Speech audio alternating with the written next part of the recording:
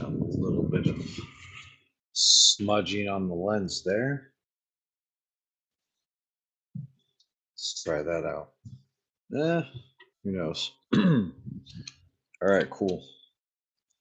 Test, test. All right, connected. Let's go ahead and clear a bunch of stuff. All right, cool, cool. Let's see what damage we can do tonight.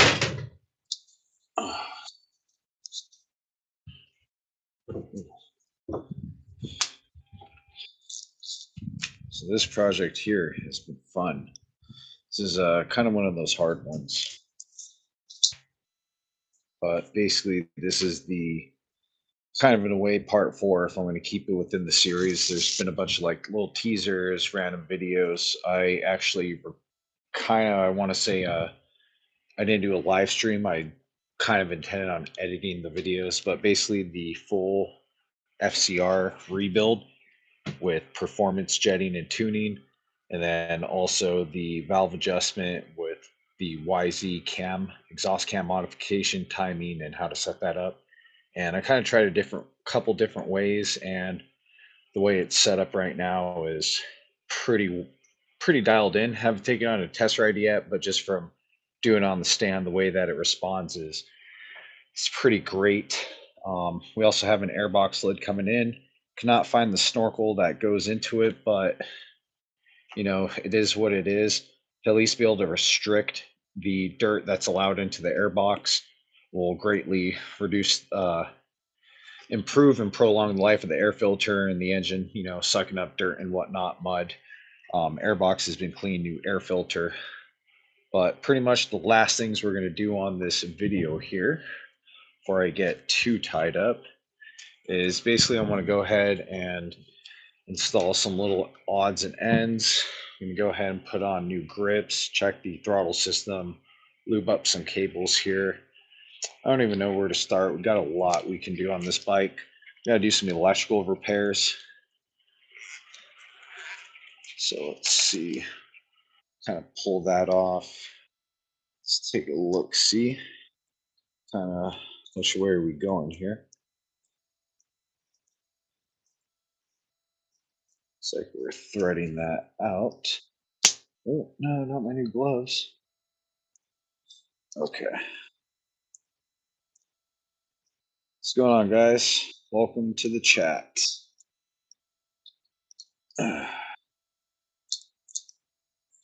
Okay, throttle cable.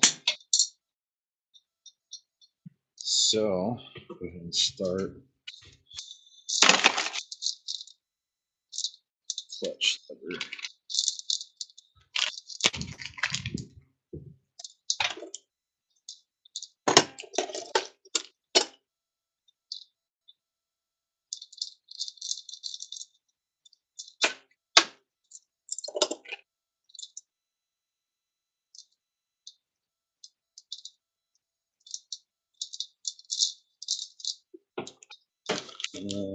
Is that 10? Second 8. We're on the more stripped out side. Let's see, do I have an available drip pan at the moment?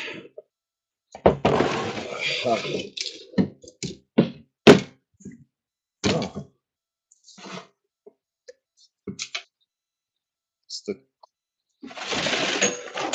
Just looking for that. Okay. Yeah, Quantum Shed's a little. We got a couple different projects going on right now. Okay. Definitely gonna need that. Then I'm thinking an 8mm.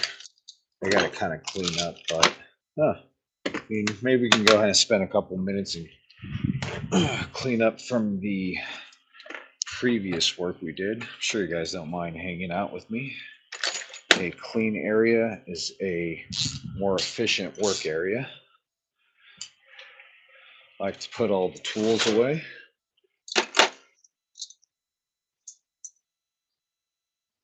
Makes everything nice and clean.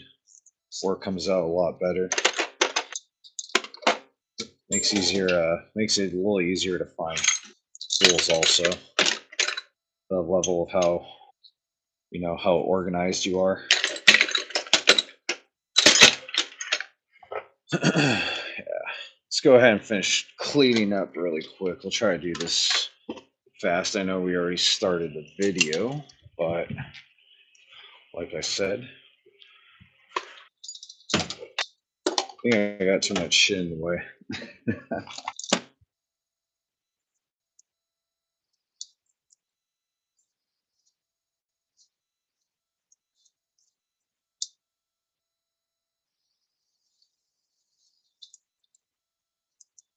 Okay. No heat shrink at the moment. Don't need these. Oh god, I got so many projects. I'm blessed. Blessed with all these projects. Let's go ahead and get some of these things put away.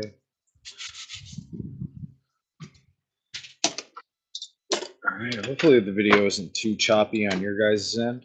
When I kind of review some of the shorter streams, just to kind of follow up on them. For the most part, it seems like they're pretty good, unless I'm on a test ride or something.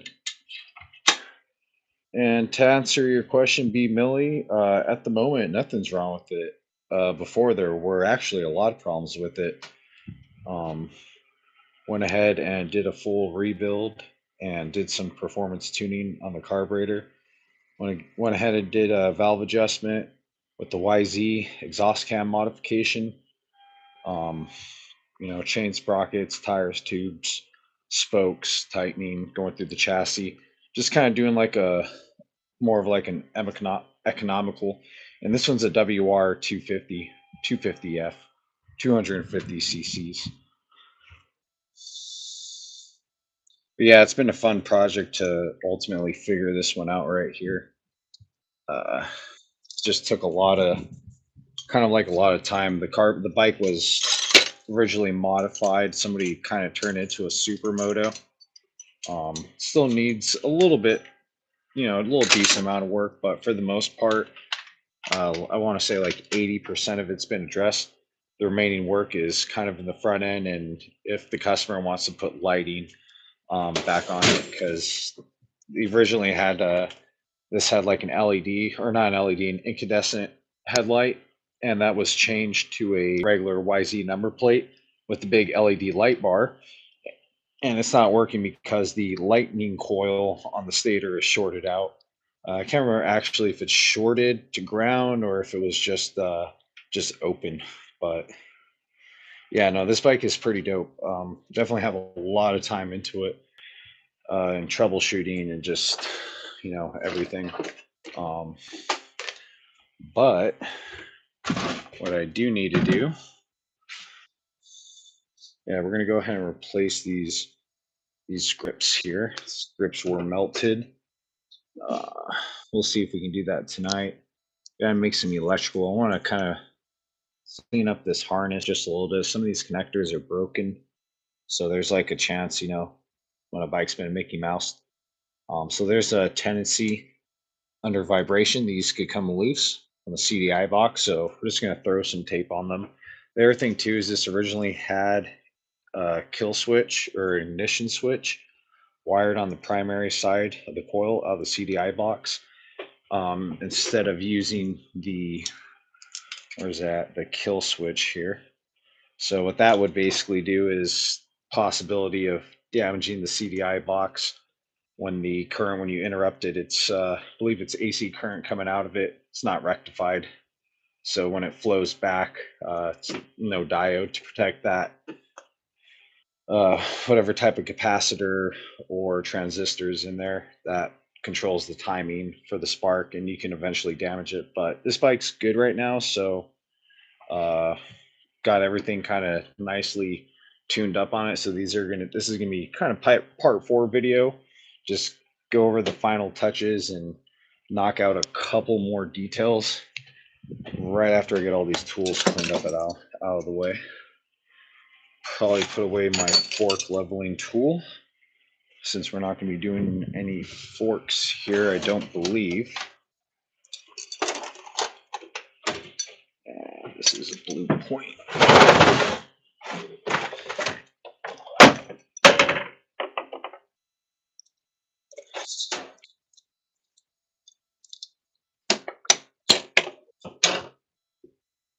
Oh, where did this come from? Oh, I don't know. Came from somewhere on the bike, I'm sure. Maybe another project. Who knows? That will pop. Oh, you know what? That's from the ignition coil, the original. Maybe I should save that just in case. I kind of wanted to do a test now that it's like running for sure. But basically, the test that I was doing is the resistance values on the primary and secondary side of my aftermarket coil compared to the OEM coil, which is now in the trash can. I don't know if we'll show that actually. Maybe because I have the meter out. Do I have the meter out? No, I have the meter out. Already put it away. Kind of want to show that though.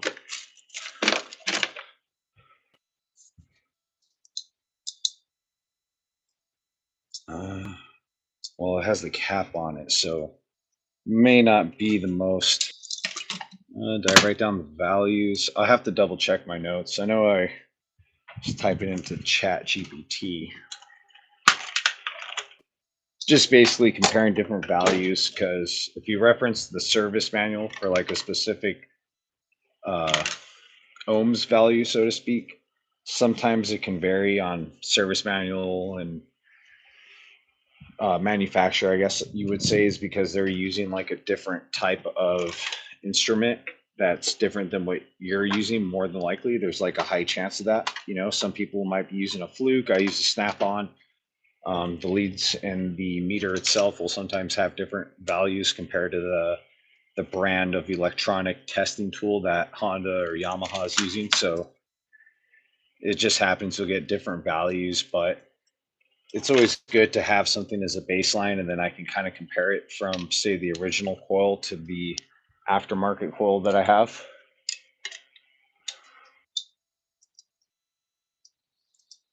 Okay.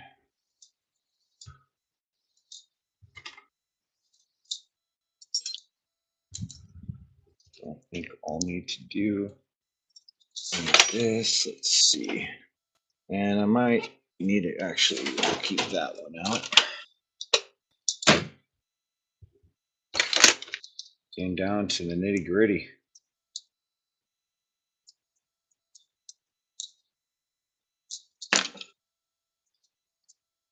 Yeah, I can't wait to actually like put this thing fully together and take it out on a test ride.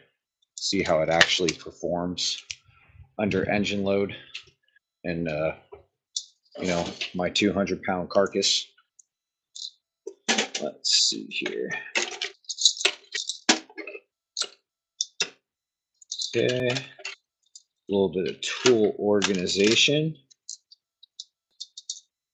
See, this is the stuff that, you know, most mechanics don't show, is everybody has like a nice clean table and, you know, but, you know, I try to keep it clean for the most part. Like right now, it's just a little too messy for me. So I'm going to go ahead and put away some tools and sockets, little extensions that I was using to previously work on it.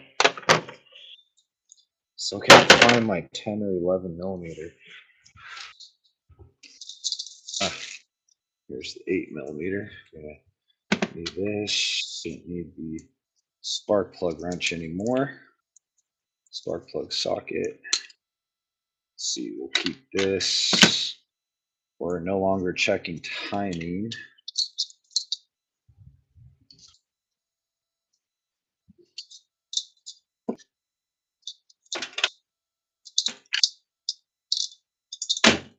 Yep, tools.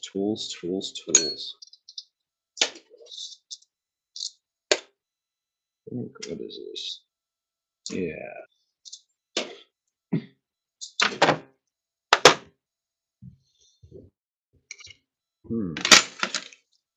Yeah.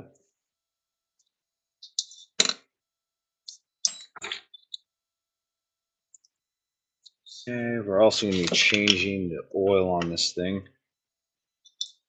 Drop the oil and coolant.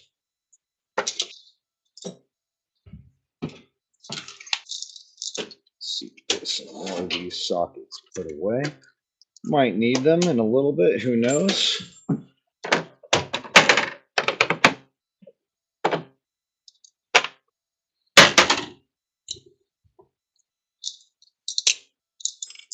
Might need that one, I feel like. Cam throttles. This is for the airbox lid. We're not, got to come back to that in part 5. A bunch of notes, checking all the wire harness on this thing, kind of going through it since the harness was so hacked up there. The other thing I noticed why it wasn't really running right is these switches right here. I think when I was checking the continuity on it, it was like intermittent. If you wiggled the switch or the key switch, it was, you know, had continuity, then it'd be open, close, open, close. So that's the reason why sometimes, you know, you won't have consistent spark. And this isn't the correct way to do it. This is a normally open type of ignition switch. You would need a normally closed type for this type of CDI or ignition system. That's why they wired it to the primary side of the ignition coil. Not the correct way to do it. And we have Tim Brady. Welcome to the chat. All right.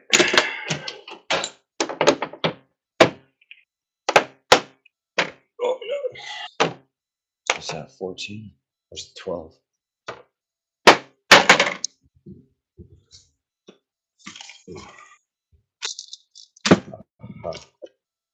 Found you. You can run, but you can't hide. Except for that fucking 10mm. Still haven't found it. I swear to God.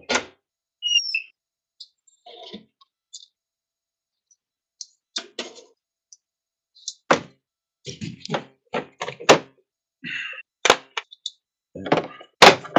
It could have gone that far.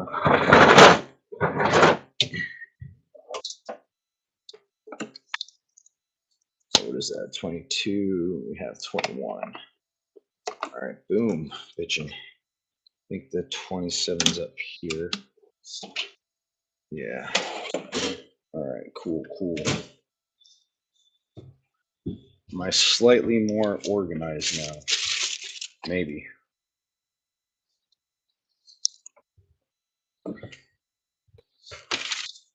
Okay. See what happens if I do this.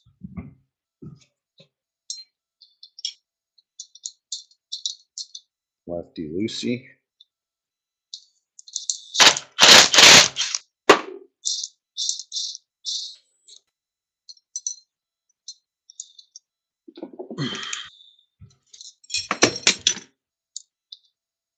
See, we got a magical toothbrush. I don't even know. Is it bat?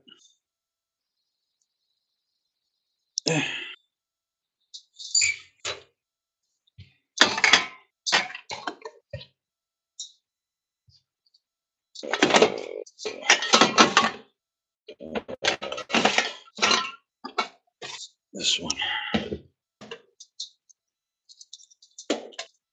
Okay.